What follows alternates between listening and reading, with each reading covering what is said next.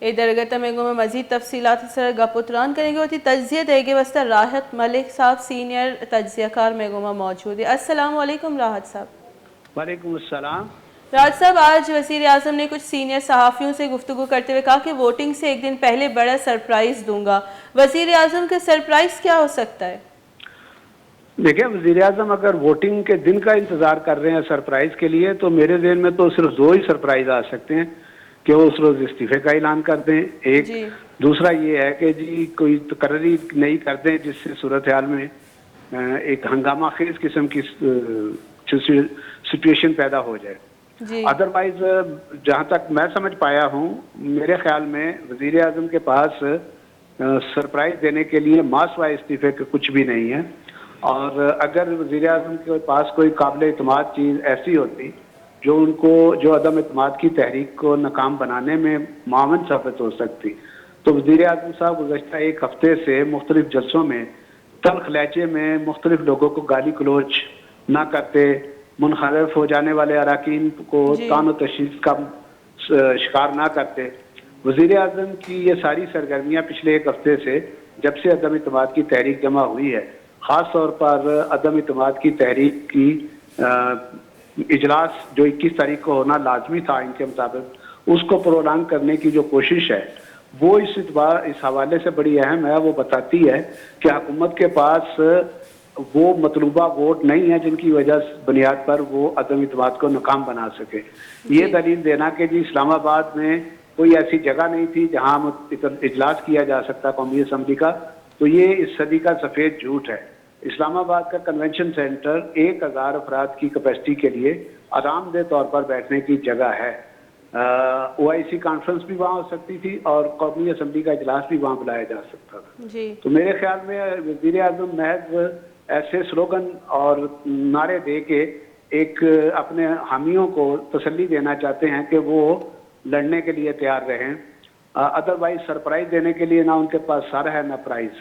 جی راحت ملک صاحب، جس طرح سے منحرف اراکین کو ڈیفیم کرنے کے لیے مہم چلائی جا رہی ہے، آپ کیا سمجھتے کہ ان کو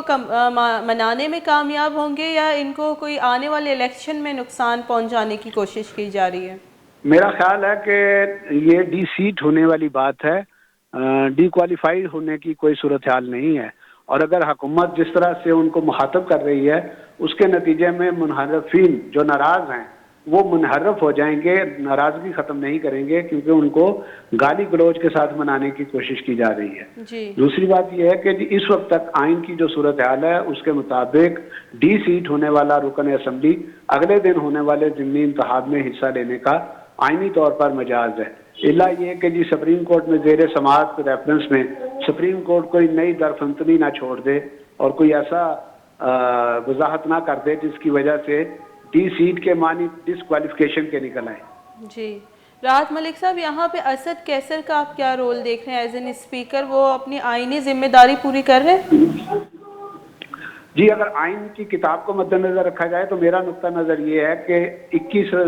مارچ رات 12 بجے کے بعد اسپیکر سمیت وفاقی حکومت وزیر اعظم غیر آئینی ہو چکے ہیں۔ انہوں نے آئین سے انحراف کیا ہے اور آئین کی کلاس 6 بڑی واضح ہے، آئین سے طاقت کے ذریعے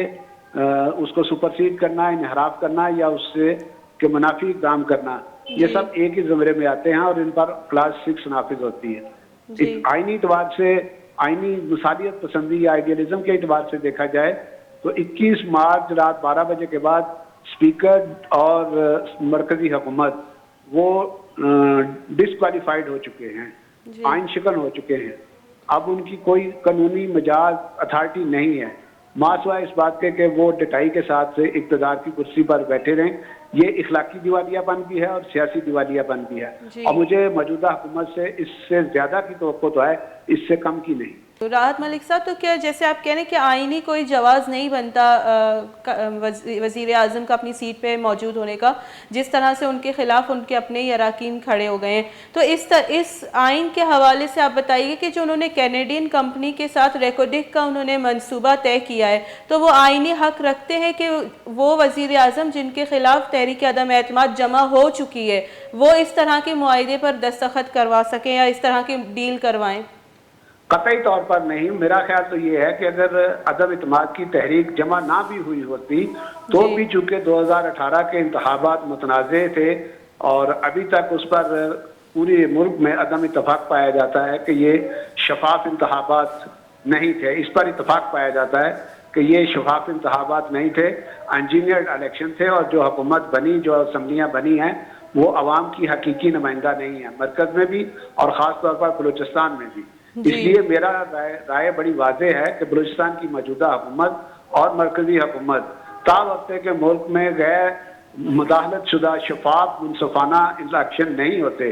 اور عوام کے اصل اور حقیقی نمائندے نہیں آتے کسی مداخلت کے بغیر, ریکو ڈیک کا سودا کرنے کا کسی کو بھی کوئی اختیار ہے نہ وہ مجاز ہے. اور خاص طور پر اس سلسلے میں وفاقی حکومت کی بجائے تمام تر مذاکرات صوبائی حکومت کو کرنے چاہیے تھے, لیکن صوبائی حکومت سے مراد نہ موجودہ صوبائی اسمبلی ہے نہ موجودہ صوبائی حکومت. میرے نزدیک صوبائی حکومت وہ ہوگی جس میں بلوچستان کے لوگ اپنی آزادی کے ساتھ رضاکارانہ طور پر اپنے نمائندے منتخب کریں اور کوئی ادارہ, کوئی طاقت, کوئی بھی اثر رسوخ والا, کوئی سرمایہ دار, کوئی ڈرگ مافیا کا آدمی لوگوں کے جمہوری حق کو پامال کرنے کی جرات اور کوشش نہ کر رہا ہو. ایک آزاد سیاسی الیکشن کے نتیجے میں مارز وجود میں آنے والی صوبائی اسمبلی ہی وہ واحد مجاز اتھارٹی ہے جو ریکو ڈیک اور صندوق کے معاہدے کر سکتی ہے. اس وقت تک جو معاہدے ہو رہے ہیں یہ طاقت کے بلبوتے پر ہو رہے ہیں اور ملک پر جو قرضے ہیں ان کو اتارنے کے لیے بلوچستان کے وسائل کو استعمال کیا جا رہا ہے. میرا خیال ہے کہ اس سے زیادہ بلوچستان کے ساتھ استحصال